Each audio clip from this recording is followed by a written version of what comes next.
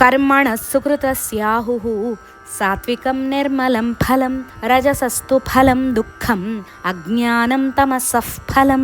పై శ్లోకాలలో మానవుడు మరణించిన తరువాత కలిగే ఫలితాల గురించి, జన్మల గురించి చెప్పారు. ఈ శ్లోకంలో జీవితాంతం ఈ 3 గుణాలు కలిగిన వాళ్లకు ఈ లోకంలోనే జీవించి ఉండగానే ఏమేమి ఫలితాలు కలుగుతాయో క్లుప్తంగా చెప్పాడు కృష్ణుడు. సత్వగుణ ప్రధానమైన కర్మలు చేస్తే సుఖం, శాంతి కలుగుతాయి. రజోగుణ ప్రధానమైన కర్మలు చేస్తే మొదట్లో సుఖం కలిగినా చివరకది దుఃఖంతో ముగుస్తుంది. ఇక తమోగుణ ప్రధాన కర్మలు చేస్తే మోహం కలుగుతుంది. ప్రతి దానిని తప్పుగా అర్థం చేసుకోవడం, విపరీతార్థాలు తీయడం చేస్తుంటారు. వారిలో అజ్ఞానం, అవివేకం పెరుగుతుంది. ఆలోచనా శక్తి నశిస్తుంది. ఈ లోకంలో ప్రతి ఒక్కరికి సుఖపడాలి అనే కోరికే ఉంది. సుఖపడడానికి మార్గాలు ఎన్నో ఉన్నాయి. ఎవరు దుఃఖపడడానికి కోరుకోరు. కాబట్టి ఏ ఏ పనులు చేస్తే సుఖం కలుగుతుందో ఆయా పనులనే చేయాలి. దుఃఖం కలిగించే పనులు చేయకూడదు. కేవలం సాత్విక కర్మల చేతనే సుఖం కలుగుతుంది. రజోగుణం, తమోగుణం ప్రధానంగా ఉన్న కర్మలు చేస్తే దుఃఖం, అజ్ఞానం, మోహం కలుగుతాయి. కాబట్టి వాటిని వదిలిపెట్టి సాత్విక కర్మల వైపు అడుగులు వేయాలి. రజోగుణం వల్ల దుఃఖం ఎందుకు వస్తుంది అంటే కామం, క్రోధం